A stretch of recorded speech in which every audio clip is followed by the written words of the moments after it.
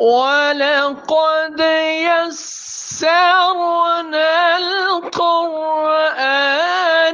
لِلذِّكْرِ فَهَلْ مِن مُّدَّكِرٍ۔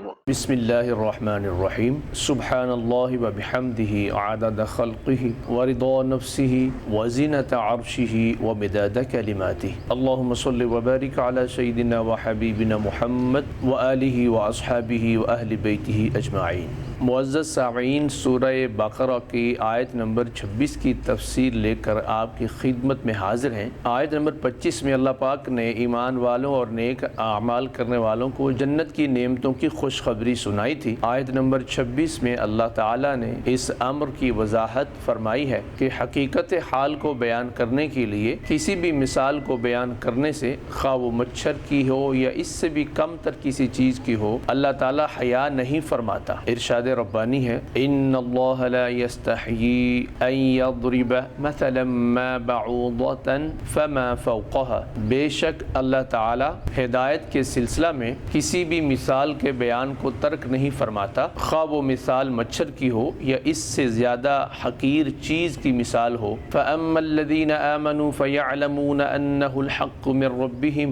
رہے وہ لوگ جو ایمان لائے ہیں تو وہ یقین رکھتے ہیں کہ یہ مثال بیان کرنا ان کے رب کی طرف سے حق ہے۔ وَأَمَّا الَّذِينَ كَفَرُوا، اور وہ لوگ جو کافر ہیں، فَيَقُولُونَ مَاذَا أَرَادَ اللَّهُ بِهَذَا مَثَلًا، تو وہ کہتے ہیں کہ اللہ تعالیٰ نے اس مثال کو بیان کرنے سے آخر ارادہ کیا فرمایا ہے۔ یضل بہ کثیرا ویہدی بہ کثیرا، وہ ان مثالوں کے بیان کرنے سے بہت سارے لوگوں کو ہدایت دے دیتا ہے اور بہت سارے لوگوں کو گمراہی میں مبتلا کر دیتا ہے۔ وما یضل بہ الا الفاسقین، اور وہ ان مثالوں کے بیان کرنے کے ذریعے صرف فاسق لوگوں کو ہی گمراہ کرتا ہے۔ سوال یہ ہے کہ مثال کی ضرورت کب پیش آتی ہے؟ جواب یہ ہے کہ مخاطب کو جب کسی چیز کی اچھی طرح وضاحت کرنا مطلوب ہو تو اس وقت کسی چیز کو تمثیل کے پیرائے میں بیان کیا جاتا ہے تاکہ عام آدمی کی عقل کے اندر وہ بات آ جائے۔ کیا قرآن کریم کے نزول سے پہلے بھی مثالوں کو بیان کرنے کا رواج تھا؟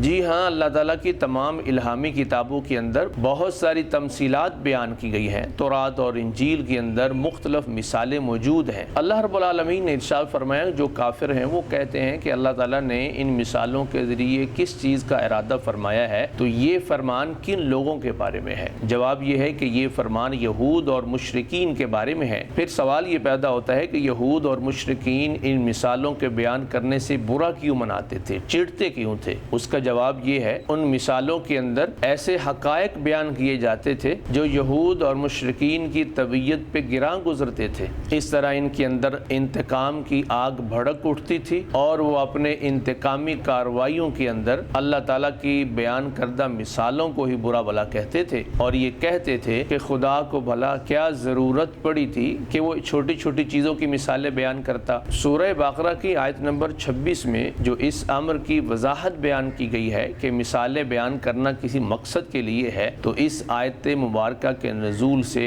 انسانوں کو کیا پیغام دیا گیا؟ جواب یہ ہے کہ اللہ تعالیٰ کا کلام حکمتوں سے بھرا ہوا ہے، لہٰذا عبرت حاصل کی جائے، اس کو مذاق کا نشانہ نہ بنایا جائے، اس پر اعتراض نہ کیا جائے، بلکہ اللہ تعالیٰ کے بیان کردہ رموز اور حقائق کو تلاش کرنے کی کوشش کی جائے تاکہ انسان اس کے ذریعے نصیحت حاصل کر سکے۔ اس آیت مبارکہ کا شان نزول کیا ہے؟ سورہ توبہ کی آیت نمبر 26 کی شان نزول کے حوالے سے امام ابن جریر طبری نے حضرت قتادہ رضی اللہ تعالیٰ عنہ کا قول نقل کیا ہے۔ مشرکین یہ اعتراض کرتے تھے کہ اللہ تعالیٰ مچھر اور مکھی جیسی چھوٹی چھوٹی مخلوقات کی مثالیں بیان کرنے سے پاک ہے اور بلند و بالا ہے، تو ان کے اس قول کی تردید میں یہ آیت مبارکہ نازل ہوئی۔ شارح بخاری علامہ بدر الدین عینی لکھتے ہیں، یہود اور منافقین نے ان مثالوں پر اعتراض کیا تھا اور بڑی بے باکی کے ساتھ یہ کلمات کہے تھے کہ محمد کے رب کو حیا نہیں آتی کہ وہ مچھر اور مکھی جیسی مثالیں بیان کرتا ہے۔ تب ان کے رد کے اندر یہ آیت مبارکہ نازل ہوئی۔ وہ کون سی ایسی مثالیں تھیں جو یہود اور مشرکین منافقین اور منافقین کی طبیعتوں پہ گراں گزری تھی؟ جواب یہ ہے، حضرت ابن عباس رضی اللہ تعالی عنہما سے مروی ہے کہ منافقین کی جب دو مثالیں سورہ بقرہ میں بیان کی گئی، ایک آگ جلانے والے شخص کی مثال جو پہلے عرض کی جا چکی ہے، اور دوسری بارش برسنے کی مثال جو کہ پہلے بیان کی جا چکی ہے، اور اس کے اندر ان کی مفاد پرستی کو واضح کیا گیا تھا۔ ایسے ہی مشرکین کے بارے میں بتوں کی مذمت کے بارے جب آیت مبارکہ اتری، سورہ عنکبوت کی آیت نمبر 41 میں اللہ پاک نے بتوں کی مذمت کو بیان فرماتے ہوئے ارشاد فرمایا تھا، مثل الذین اتخذوا من دون اللہ اولیاء کمثل العنکبوت، ان لوگوں کی مثال جنہوں نے اللہ تعالیٰ کو چھوڑ کر اوروں کو معبود اور ولی بنا لیا، ایک مکڑی کی مثال کی طرح ہے جس نے اپنا گھر بنایا ہے۔ فرمایا وَإِنَّ أَوْهَنَ الْبُيُوتِ لَبَيْتُ الْعَنْكَبُوتِ، اور گھروں میں سے سب سے کمزور گھر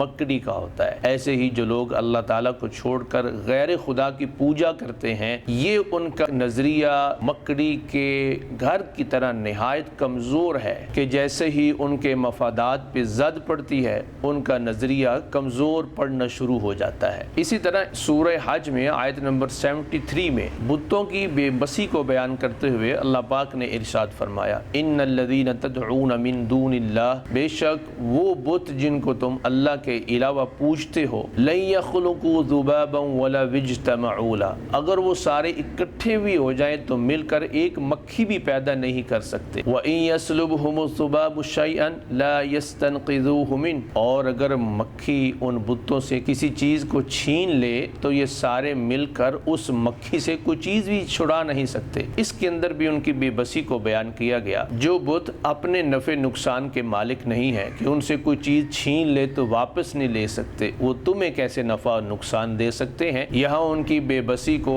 اس انداز میں بیان کیا گیا ہے کہ کائنات کی چھوٹی سی مخلوق مکھی ہے، تو مکھی جتنی طاقت بھی جن کے اندر نہیں ہے، وہ بھلا انسان کو کیا نفع اور نقصان دے سکتے ہیں۔ آیت مبارکہ کے پہلے جملے میں ارشاد فرمایا، بے شک اللہ تعالیٰ ہدایت کے سلسلے میں مثال کے بیان کرنے کو ترک نہیں فرماتا، یا اللہ پاک اس بات سے حیا نہیں فرماتا کہ وہ ہدایت کے سلسلے میں کوئی بھی مثال بیان کرے، خواہ وہ مچھر کی ہو یا اس سے زیادہ حقیر چیز کی۔ حیا کا کیا مفہوم ہے؟ کسی خوف یا ملامت کے ڈر سے کسی کام کو ترک کر دینا، یہ حیا ہے۔ سوال یہ ہے کہ اللہ تعالیٰ تو اس بات سے بالا ہے کہ کسی کی ملامت سے وہ کسی چیز کو ترک کر دے، تو اس کا جواب یہ ہے کہ جب حیا کی نسبت اللہ تعالیٰ کی طرف ہو تو اس سے مراد ہوتا ہے کہ کسی چیز کو ترک کر دینا، تو اللہ تعالیٰ کسی چیز کو ترک نہیں فرماتا، جیسے کہ اس آیت مبارکہ میں بیان فرمایا کہ اللہ تعالیٰ کسی بھی مثال کو بیان کرنے سے حیا نہیں فرماتا، یعنی اس مثال کے بیان کرنے کو ترک نہیں فرماتا، چھوڑتا نہیں ہے۔ احادیث مبارکہ کے اندر بھی حیا کو مختلف پہلوؤں کے ساتھ بیان کیا گیا ہے، جیسا کہ حدیث مبارکہ کے اندر آتا ہے، حضرت انس رضی اللہ تعالی عنہ سے مروی ہے کہ کوئی شخص بوڑھا ہو جائے اور پھر بھی سنت پہ صحیح عمل کرتا ہو، تو ایسا شخص اللہ سے کوئی سوال کرے تو اللہ کو حیا آتی ہے کہ اس کو خالی واپس لوٹا دے، یعنی اللہ تعالیٰ اس بندے کو عطا فرما دیتا ہے، وہ جو بھی سوال کرتا ہے اللہ تعالیٰ اس کو عطا فرما دیتا ہے۔ حضرت ابو سعید خدری رضی اللہ تعالی عنہ سے مروی ہے، کریم محبوب علیہ السلام نے ارشاد فرمایا، جب کوئی بندہ جماعت کے ساتھ نماز ادا کرتا ہے اور پھر اللہ تعالیٰ سے اپنی حاجت کا سوال کرتا ہے تو اللہ تعالیٰ کو حیا آتی ہے کہ اس کی حاجت کو پورا کیے بغیر اس کو واپس لوٹا دیا جائے۔ حضرت سلیمان رضی اللہ تعالیٰ عنہ سے مروی ہے، کریم آقا علیہ السلام نے ارشاد فرمایا، جب کوئی بندہ اللہ تعالیٰ کی بارگاہ میں ہاتھ دراز کر کے مانگتا ہے تو اللہ تعالیٰ کو خالی ہاتھ لوٹاتے ہوئے حیا آتی ہے، یعنی اللہ تعالیٰ ان کی دعا کو قبول فرما لیتا ہے اور ان کو رد نہیں فرماتا۔ جب خالق و مالک اور رازق اتنی نعمتیں عطا فرمانے والا جب اس کی بارگاہ میں دعا مانگی جائے تو رد نہیں فرماتا، مومن کو بھی چاہیے کہ مومن بھی اللہ کے حکم کو رد نہ کرے بلکہ اس پہ عمل بجا لائے اور اللہ کی رحمتوں کا مستحق ٹھہرے۔ سورہ بقرہ کی آیت نمبر 26 کے اندر حیا کا معنی،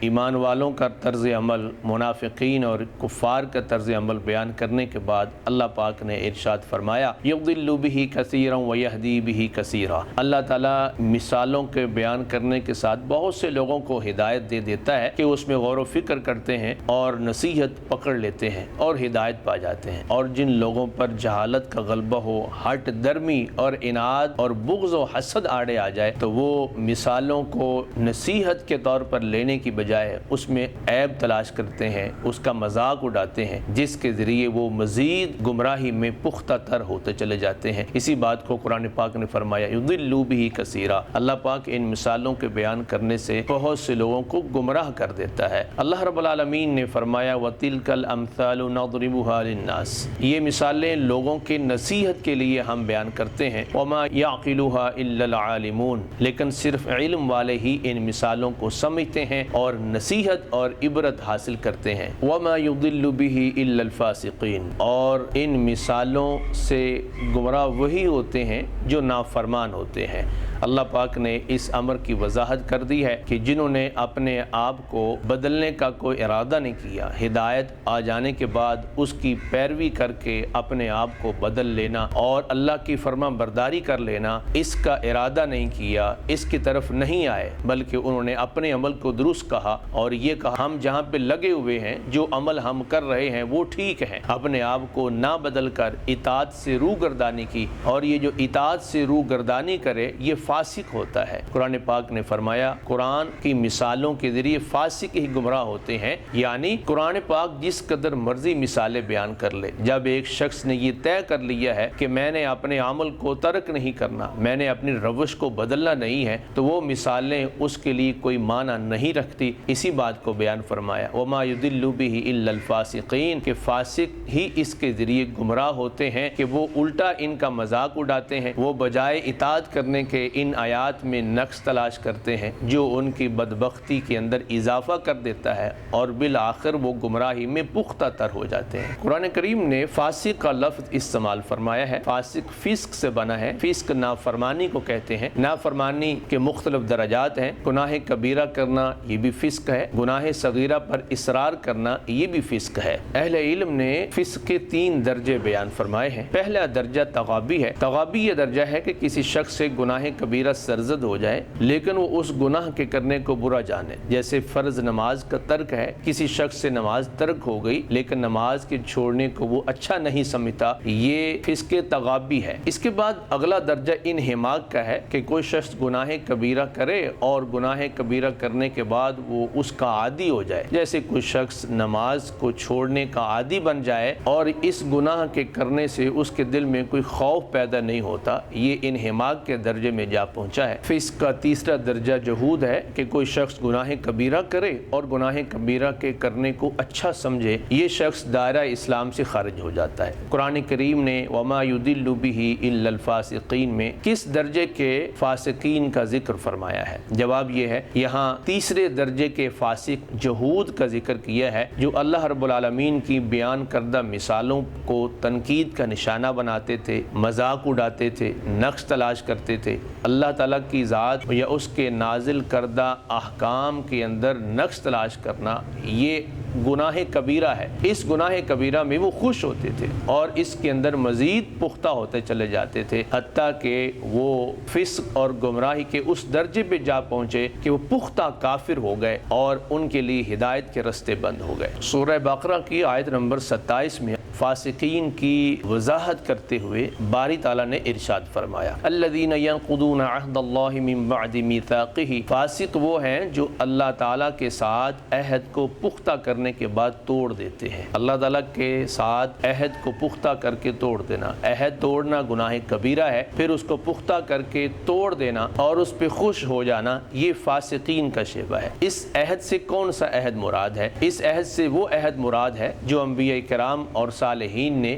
یہود سے لیا تھا کہ نبی آخر الزمان صلی اللہ علیہ وآلہ وسلم جب تشریف لے آئیں گے تو تم ان پر ایمان لے آنا اور ان کی تائید اور نصرت کرنا اور ان کا کلمہ پڑھ کے مسلمان ہو جانا۔ اس عہد کو یہود سے بار بار لیا گیا اور انہوں نے پختہ عہد کیا، لیکن جب نبی کریم علیہ السلام تشریف لے آئے تو وہ ایمان لانے سے قاصر رہے، الٹا حضور پاک علیہ السلام کے مخالف ہو گئے، قرآن پہ اعتراض کرنے لگے۔ اس چیز کو اللہ پاک نے بیان فرمایا الذین ینقضون عہد اللہ من بعد میثاقہ۔ اگلے جملے میں ارشاد فرمایا وَيَقْطَعُونَ مَا أَمَرَ اللَّهُ بِهِ أَن يُوصَلَ، جس چیز کو جوڑنے کا اللہ نے حکم دیا ہے وہ اس کو توڑتے ہیں۔ جوڑنے سے مراد یہ ہے صلہ رحمی کرنا، رشتوں کو جوڑنا ہے۔ یہود کا نبی پاک علیہ السلام سے ایک رشتہ بنتا تھا۔ یہود بنی اسرائیل تھے اور نبی کریم علیہ السلام بنی اسماعیل تھے۔ حضرت اسحاق علیہ السلام کی اولاد جو یعقوب علیہ السلام کی نسل سے ہے یہ بنی اسرائیل کہلاتی ہے۔ حضرت ابراہیم علیہ السلام کے بڑے صاحبزادے حضرت اسماعیل علیہ السلام کی اولاد میں سے نبی پاک علیہ السلام تھے، تو رشتے کو نبھانا ان پہ لازم تھا۔ اس تعلق کو جو جناب ابراہیم علیہ السلام کی نسبت کے ساتھ تھا یہود اور نصارہ پہ لازم تھا کہ اس کی لاج رکھتے، لیکن انہوں نے اس رشتے کو